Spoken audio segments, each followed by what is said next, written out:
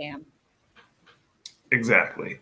But stick around because we're going to discuss why. So you know, Nora and I have been in the industry for over a decade at this point, and we've seen all types of pay to play scams and shows that have taken place. And so I really want to start just by like talking about like why do artists engage with pay to play, my goodness, to begin with? Because it's not like, I think nowadays there's a lot of like vitriol, obviously, towards anybody who's even like participated. But I do want to come from a place of understanding why artists partake in that to begin with. Yeah. I mean, look, and I appreciate that because I think sometimes it gets so judgy and we want to be compassionate. And of course, like you've built this like project you're so excited about. It's hard to find places to perform, especially as like more and more of the big companies buy out independent venues. Like it's hard. And so it can seem really tempting to be like, okay, yeah, I'll pay to play. Like it can seem like a really good investment. And so sometimes artists feel like they don't have other options, or they think that that's how, you hear, well, like I had to pay my dues, so you have to pay your dues. And so there's also like a normalization of it. So there's a lot of reasons that artists pay to play. And I do want to kind of preface this episode by saying every artist has a very different creative situation, financial situation. So you might decide that for you, pay to play is a worthwhile investment. No one's going to judge you for it. But I think my hope is that what you take away from this episode is that you're making an informed decision about what pay to play means and how you want to manage it, rather than just doing it because that's what they've told you to do or that's what everyone else does. While simultaneously giving like other strategies and whatnot about, pay to play and stuff like that, because I guess that's the place I always come from, is like, I think on the surface it can look very like I don't know, you can make it look very like upward trending, I guess, or whatever, or that it will push you in the right direction. But my whole argument has always been there's so many other alternative ways to like actually build the audience and the supporter base, community, etc., that you're actually looking for. I sometimes just the immediate, and that's the other thing. Like how many artists have you talked to that have done a pay to play situation only to come out disappointed? A lot. So it's just, and then I feel like that's kind of the next direction, or the next step to kind of go with there is like, because, and here's the other thing. I'll throw this out here. Like I'm an artist too. I did pay to play back in college. I did that, and it was a complete waste of time. And so I'm speaking from a place of actual like artistic experience as an artist or whatever, before y'all write us off and say like, well, y'all don't know like what we're talking about, when it's like both of us have dealt with that directly. So there is, like many of you know, I produce STEM Music Fest. We're actually currently in the process of looking through submissions. And one of the things that we ask for is live videos of artists performing. And I can't tell you how many artists don't have it. They don't have like a 3-minute clip of them on stage interacting with the audience and performing. And then of the small percentage that do, so many of them are not comfortable on stage. So there is value. And as an artist, you should practice performing. You should get in front of 100%. audience. Not every opportunity has to be one that makes you a ton of money. But to Sto's point, there are so many other ways to do that. You can do open mics, you can do showcases, there's so many ways that you can do that. Or if you choose to pay to play, understand that what you're paying for is an opportunity to practice and hone your craft, and then maybe get some footage that you could use, right? That you're investing in your career and that you're getting something very specific out of it, rather than being like, oh, I gave them $500 to open for Wu-Tang, and now I can say I'm an opener for Wu-Tang, and no one's checking for you. No one came to see you. Your name's not even on the bill. So if you're going to pay to play, be understand that what you're paying for is really like the education, the experience, the content that you might get out of it. But that's different than performing as a performer. So I do want to say that, because it's not like there's no value to it at all. And there's not in a lot of places that artists get to practice the art of performing in it. Again, I can't stress it enough. Like, y'all really need to practice. You need to practice introducing yourselves. You need to practice like call and response. You need to practice introducing a new song to someone who's never heard of you before. You need to practice reading an audience. You need to practice crowd management. Like, these are all things that require lived practice. It's not something you could like theoretically study, but pay to play doesn't have to be the only place that you practice those things. Mm-hmm. Also, this part, if you Serial Sensei says, in this economy, like, you have such limited funds, you want to, and this is the purpose of this episode, like, we want you to be intentional about how you're using your limited funds and what's going to give you the return on your investment in the best way possible. Right. And it's just, again, with pay to play, like, so much stuff can go wrong, I guess, is the best way to put it, to where like you're gonna, like, in a lot of cases, like, you'll feel like you wasted your money to perform in front of people that didn't because like that, again, like Nora said, if you take advantage of it from a filming content and, you know, actually using it as practice and stuff like that, like, again, there can be some value there, but again, there's also way better alternatives to actually do all of that and simultaneously grow the audience that you're looking to eventually give you money for this stuff, right? And so, but a lot of artists do pay to play thinking, I'm just going to perform in front of, or perform and open for insert big name here, and then it's just going to take off from there. And it almost never works out like that. So, yeah. It's also like part of what gives me the ick is some of the reasons why, like, promoters, the ick.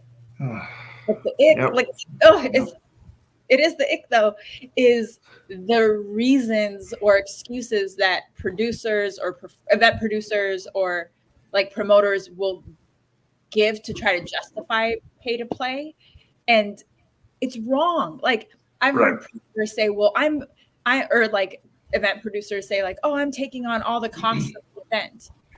Yeah, but you're also making money off. There would be no event, A, without the performers, and B, you're investing and taking the risk because you're also going to make all the money.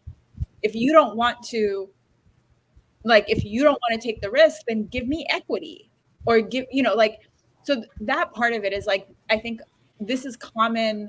And we see this even in like pay to play with like advertisements for press, because that's a whole other form of pay to play, which I'll throw this out there. If you pay for press, it's not press, it's an advertisement. You're buying a commercial, and it is unethical for any journalist to take money from you to then write about you and not make that public that they were paid for this write-up, because that is called an ad. We see this on Instagram all the time where influencers have to say this was an ad. The same logic apply, and on YouTube, the same logic should apply to these, you know, pay to play in press. So, but some of these things that and maybe to Serial Sensei's point about like in this economy, but the burden, the economic burden is being passed on to the artist, but it's the person who's charging that risks all the gains if it goes well. And so that's not how it should be. It's not common practice. It's not ethical. And that's one of the things. It just really like, y'all are really trying to scam artists who don't know how things are supposed to be. Mm-hmm. Exactly. And that's why it's like, that's why we always say that we do understand creatives that do, you know, buy into this and stuff like that, because it, again, at the end of the day, it's the labels, the venues, the whoever, the celebrities for that matter, shouldn't be scamming artists out here like this. And so I think that perfectly transitions us into like what alternatives and things that you can do to grow a fan base. And here's the thing is that it's like, it's, as we say with almost everything on this show, none of this is overnight. I think a lot a lot of these episodes come up, or idea wise, I guess, and sometimes in concept, I guess, come up in the idea that like artists see a shortcut or a perceived shortcut and think that that's going to immediately turn everything around. And our job here is to be like, well, it doesn't always work like that. But here are things that you can do that don't take a ton of effort, that don't cost a ton of money, that yes, may take a bit more work, but will pay out better, in the long run. Sorry, can I just one more pay-to-pay thing that they try to like hide is when they make you sell tickets. And if you don't sell a certain number of tickets, you have to buy those tickets. Which that's ridiculous. Like I don't know if you ever had to sell candy as a kid to fundraise for your school. To go on the field trip. Yeah. And they were like, well, and if you can't like raise that much money, if you can't sell the candy bars, like your parents are going to have to buy it, which super classist when you're poor and whatever. But that's also a form of pay to play where they might not directly say, give us $300 or whatever, but they're still making you do labor and they're still making you take on the burden. So I want to flag that too, because sometimes people think, well, like, yeah, I'm just selling tickets. But the fact that they're making you cover the cost of all those tickets, that's not cool. And that's another form of pay to play. And to be clear, like you're out here thinking, because again, I've had band members and cats I was in a group with that did stuff like this too, where it's like, you got to understand that like it's a scam in that they're bulking you with the tickets that they haven't sold, even though they're supposed to be the marquee act. And now you're over here having to do street, marketing stuff for their show because they didn't cover or they didn't sell enough or whatever the excuse may be. And so now you're actually doing work on that end too. You ain't even, I mean, it sounds crazy, but like you're not even really promoting your show. You're promoting their show.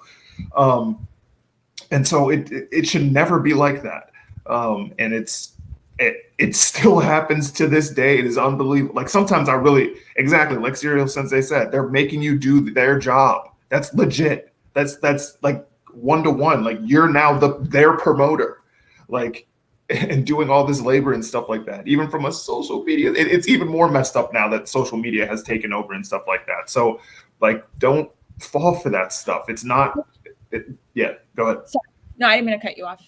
No. All I was going to say is that it's not always in your favor. That's all. Right. And what I was going to add is, which isn't to say you shouldn't promote the shows that you're on and you shouldn't be excited and encourage people to buy tickets. But in that case, you're creating a mutually beneficial relationship between you and the promoter or the event producer or whatever it might be. So that, they should hype you up and promote you and share that you're going to be on the lineup as much as you're like saying, hey, come see me on this lineup. And then, and this kind of segues into what Sto wanted to transition to also is you have so much negotiating power, right? If they say, well, okay, do it for the exposure. Think of what you're getting. Exposure is great, but are you selling merch? Are they including your name and your links in their newsletter blasts? How many times are they going to talk about you in their socials? And how are they going to give you the footage after the show? Are they going to give it to you edited or unedited? Are they going to like, these are all the details that like, I recently was negotiating for an artist who there was like a festival. The headliner was bringing an opening act. The opening act was bringing another opening act. And they were trying to get this artist that I was working on to be like the opening act's opening act. I didn't even know that was a thing. No, it's not. It's not. It's like, whoa. And and they're like, oh, it'd be such good exposure and good promotion and da da da da da da. And all you like, y'all don't be afraid to ask questions. Questions about, will this artist's name be on the promotional materials? Is this an official part of the show? Slowly you saw no.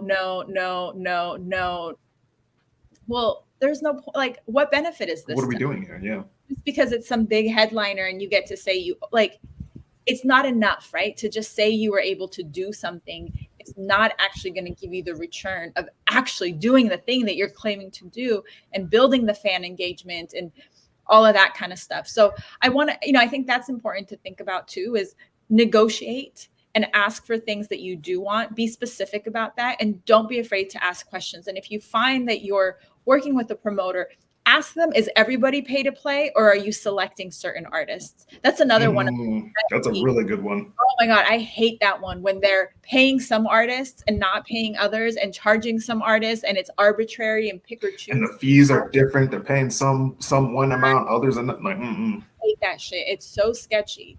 And so ask those questions. And if you see that you get pushback, or they're like, oh, why are you being so difficult? Or we're trying to give you an opportunity. That tells you a lot about how those people are going to deal with you, are going to work with you, what that whole process is going to be like.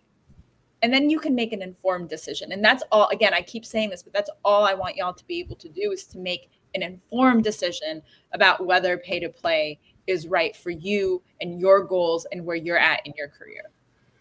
Because like Nora said, once you, if you, here's the thing, if you genuinely start asking questions as an artist and that is their response, like Nora's barely scratching the surface of how they're going to treat you when it comes to set times, when it comes to being organized, when it comes to making sure that your mics are actually work, like all these other steps that go into an actually good show, like and how, and again, how you guys communicate and stuff like that, like all just it is okay to ask questions, because they will try to play you if you let them.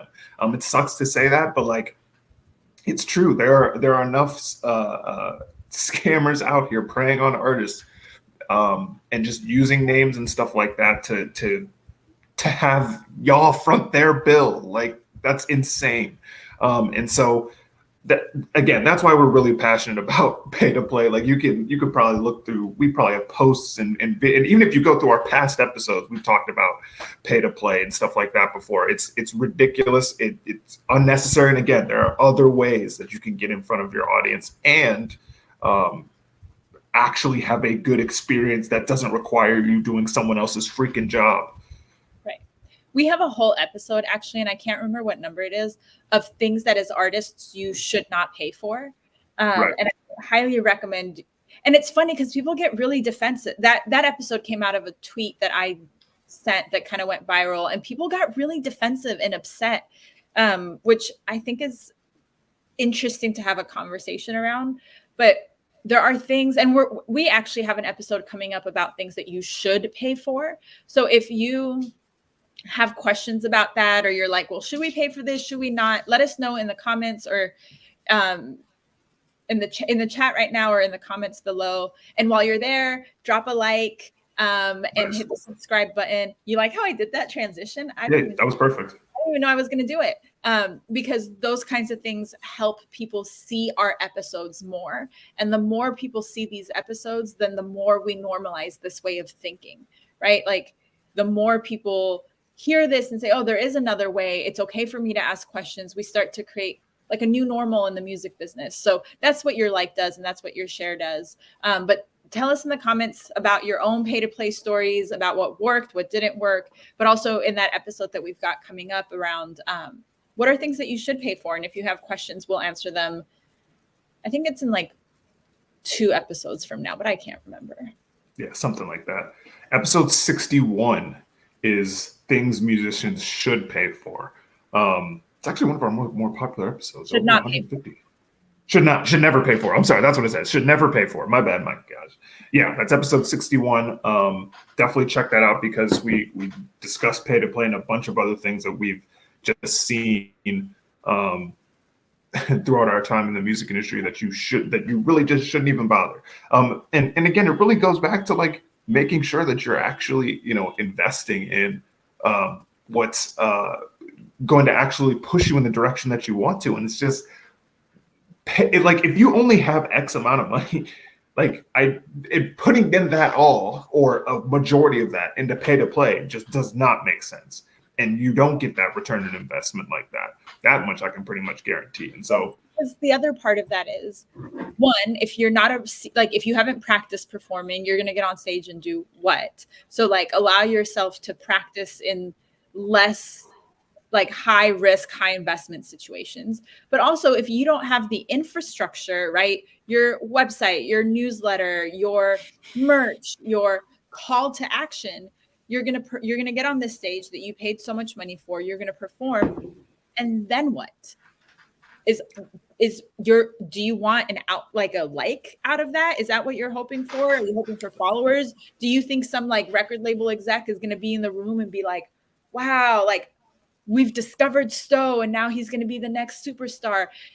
So unless you have, and maybe those things will happen, but you can't rely on magic to make your career. So making sure you have your internal systems, and we talk about this all the time, making sure you have, we talk about this in the going viral episode too, making sure you have those internal systems in place so that when you do get that kind of opportunity, when you are on a stage, whether you pay for it or not, that you get what you want out of that experience so that your career starts to move forward, rather than saying, well, I performed and I took some pictures and then what?